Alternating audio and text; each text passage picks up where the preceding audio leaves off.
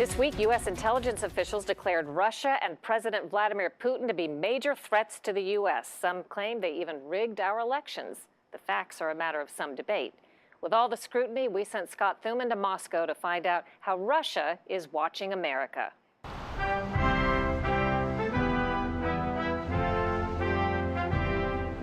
For many Americans, it is a foreign country and concept, Russia, with its onion-domed churches, red star symbols of communism, and of course the mysterious Kremlin, the centuries-old center of intrigue and power. It ruled the old Soviet empire and helped the U.S. and allies win World War II, then launched the decades-old Cold War that brought both countries to the brink of a nuclear one. Now, under Putin, the Russian bear has regained its swagger. And the new threat isn't just the renewed reach of Russian weaponry, but also a new age of propaganda war conducted in mass media messaging.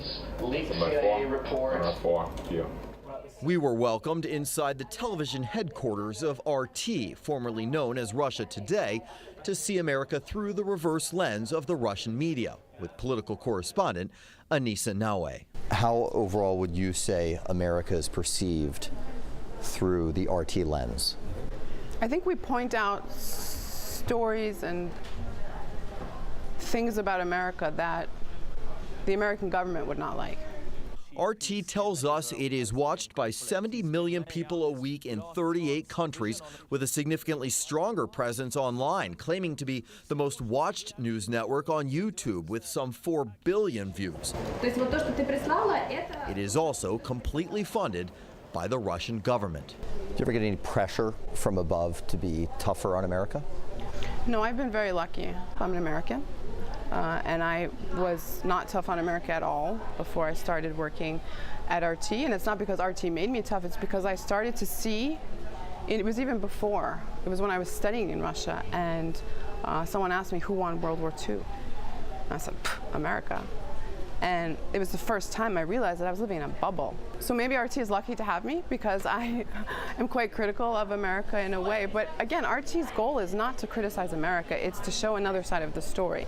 Whenever someone is funding something, there has to be a trickle down of some sort, doesn't there, as far as how to present the news? That's how the news works all over. Every news channel, I mean, you know how much it costs to run a news channel.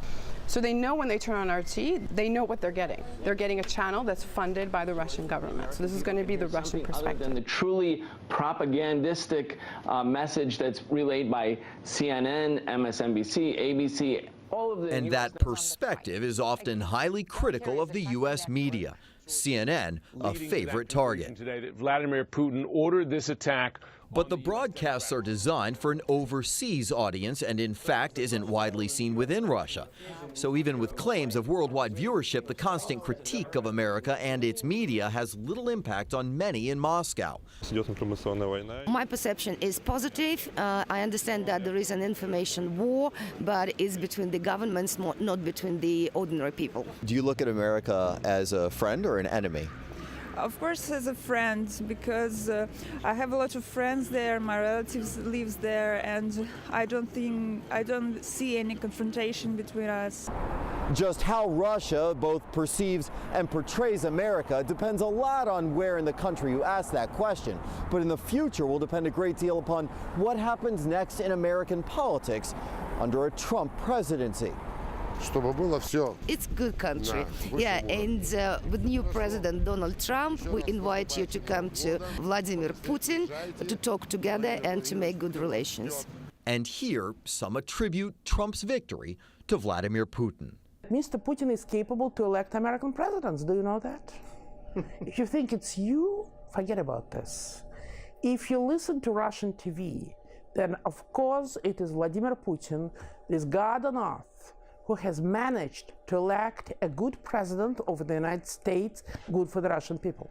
Yevgeny Albats is editor of New Times, which she says is the only independent weekly in the world's largest country, and in a constant battle of being drowned out by state-owned organizations, which she claims accounts for 70% of all media. How strong is that voice? How loud is that voice of propaganda? It's the loudest voice we have here in Russia.